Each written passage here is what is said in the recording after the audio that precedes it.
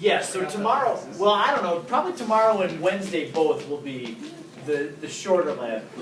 Because for this lab, we're going to ask you to make your own solution of NaOH, and you're going to be titrating with that solution. You'll have to standardize it to make sure that you know what the concentration is. We did that earlier this year, it's been a while, where you make a solution of NaOH and then you standardize it with a standard acid called KHP. Remember doing that? Yeah. So really? Yeah. Okay, but yeah, I remember it exists. if you don't remember, I'll remind you all that. And then you're going to use that for titrating. That'll be good. Get your own solution to titrate with. What if we messed up though? Like we messed up the concentration. I know we basically messed up the lab. Yes. Wait, isn't there any like So don't screw up safety nets? No, so No. don't It's called screw make up. 20 of them. One of them. Right there, your Easier said than done. safety net's in front of you. Oh yeah, that's right. I know, I hate it, especially if it's projected. Okay. So this hour we need to make sure that we can go through the titration of a weak acid. We took out strong on Friday, and then we started the weak acid titration on Friday, but we didn't finish. So that's what we're going to pick up today. Like with this. No. I'm hungry. Oh yeah, we were talking about We're probably farther than this. We have a weak acid, and we can determine the pH of the weak acid before any titration occurs, and that was from the last chapter that we did. If you have a weak acid, you're given the Ka value, you know what its concentration is, take it into an ice table, or do the ice table shortcut. You can use the ice table shortcut as long as you don't have any products to begin with. As soon as you start having some of this built up, you can't use that shortcut. But there's another shortcut called the buffer equation. Oh, this.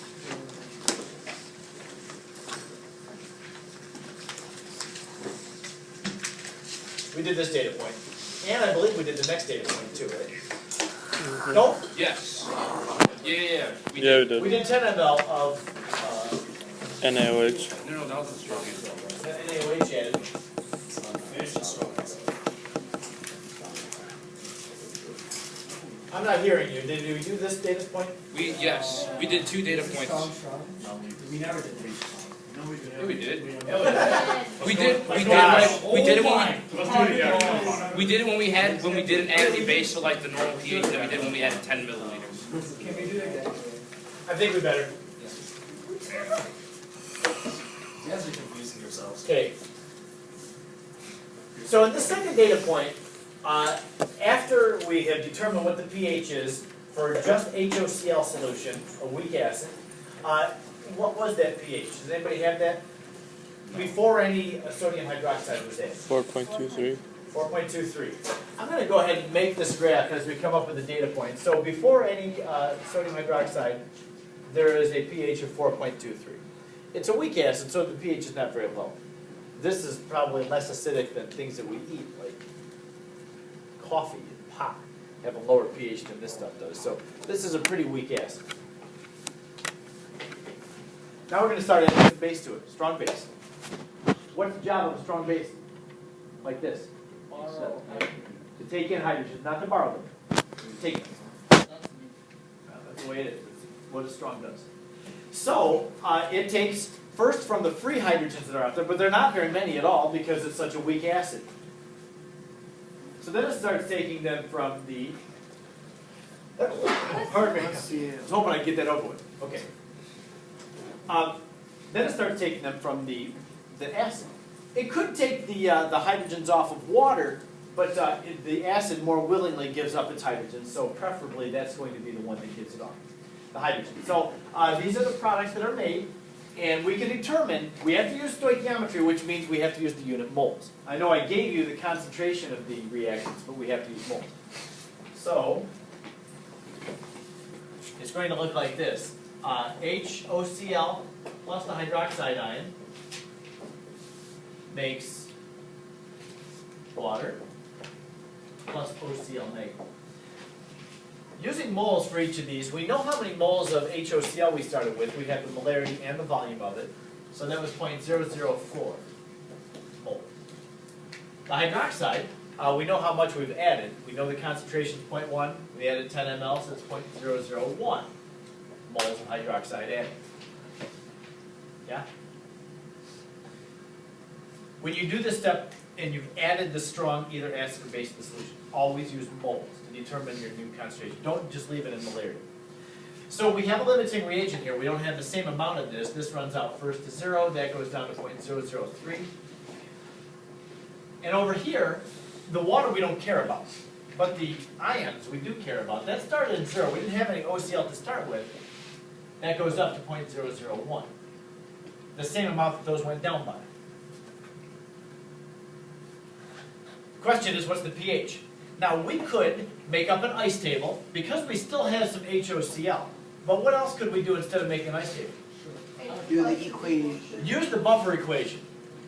pH equals pKa plus log of base over acid. This is the base, and we have some. You can use the buffer equation as long as it's a buffer. You have some of the acid and some of the conjugate base. If you don't have some of each, then you can't use that equation. You all right with that? That's a big deal. You have to have some of each. We couldn't use that equation in the first data point because there was none of this to speak of, except the amount that was dissociated, which was minuscule. All right, so to make our work shorter, pH equals, the pKa of the acid is negative log of this number right here, which is 7 point, I'm just doing it from my memory and I can't, 7.4? Anybody have it? Okay. The pH for this one is No, the pKa of this acid. 1. That's a pretty Oh, good P. base. 7.45 Okay. or 46. And then it's plus the log, and remember it's base over acid. You can just use the mole ratio, and I suggest that you do use the mole ratio for that term right there. So it's going to be 0.001 over 0.003. And then the pH. What is 6.98? 6.98. So we had a big jump in that first data point. We had 4.23 before any base was added. Add just a small amount of base, 10 ml, and it goes up all the way almost to neutral. 6.98. We did do that point on Friday. We I did. was thinking we did. But that was the last one, yeah? Yeah. So now we'll move on, and we're going to see if we can go through this entire titration. Now, that was a big jump. Does it just go like that? No, it's not going to do that. But what does it do? It's going to... For 20 ml of sodium hydroxide, we're going to go through the same procedure. Now, you're going to notice that everything that we do here, we've done before. It's just knowing what to do every step. Staying organized and being aware of what you have in your solution and what those components do in your solution is the key. So, as you're doing the problems in this book, in this chapter, the book problems of this chapter, I mean, keep in mind what's in the solution and what its role and what it's doing in the solution, and you should be fine. The mechanics of it is not really anything new and daunting. Oops, that part I shouldn't erase because that doesn't change.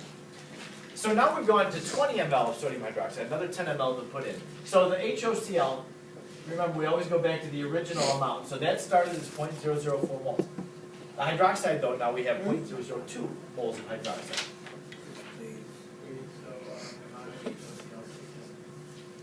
The beginning does every time. Yeah.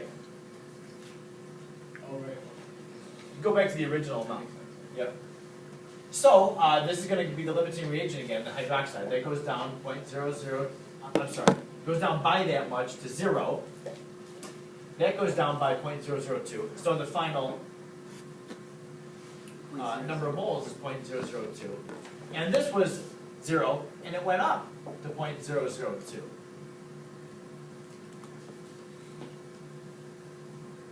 What is the pH now that we have 0.002 moles of the acid and 0.002 moles of the base?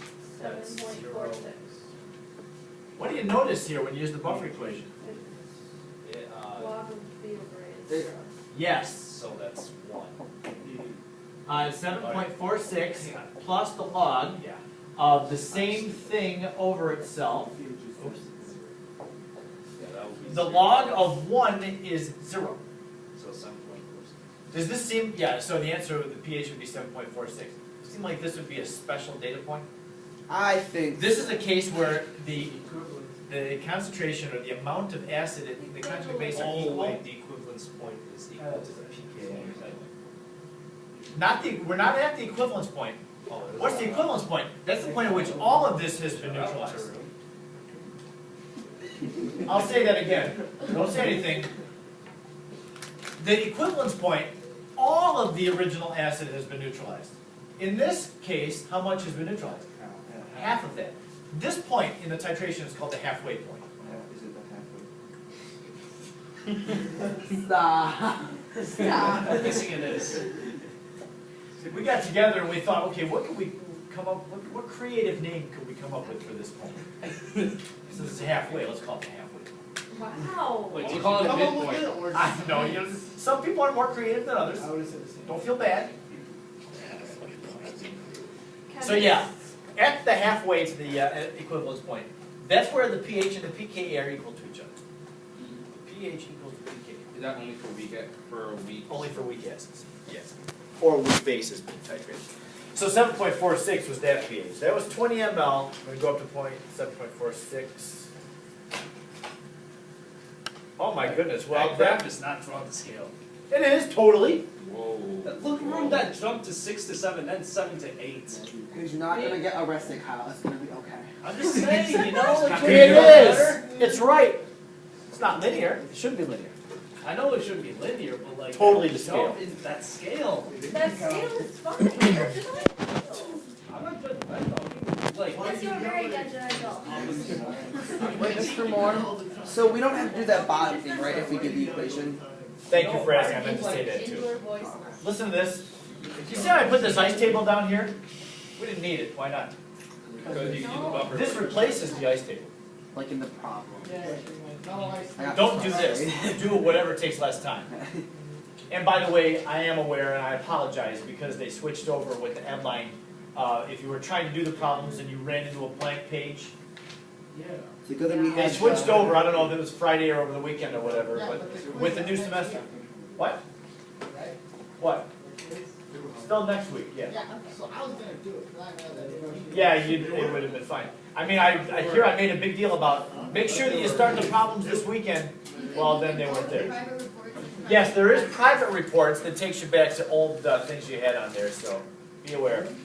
You're not completely, In the dark. yeah, yeah.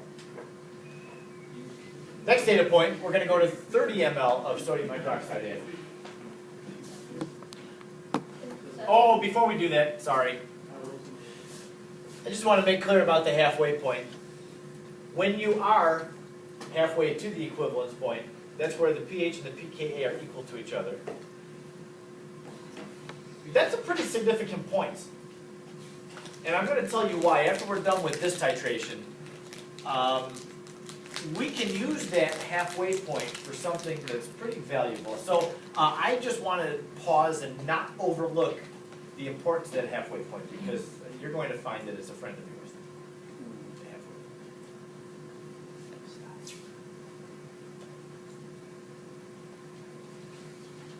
the halfway point only happens during weak versus strong. Yes.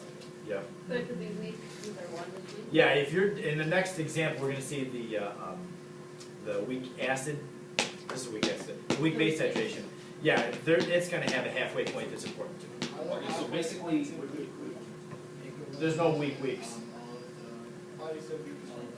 Yeah, we're just not doing it. No, hold on.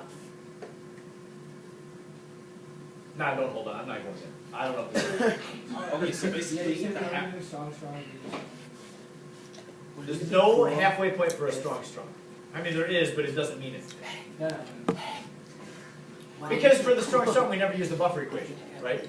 So that's meaningless. Huh? so basically. Campus over there, so like walk. Base is consumed. To like walk. Walking at some point. Yes. Yep, half the original.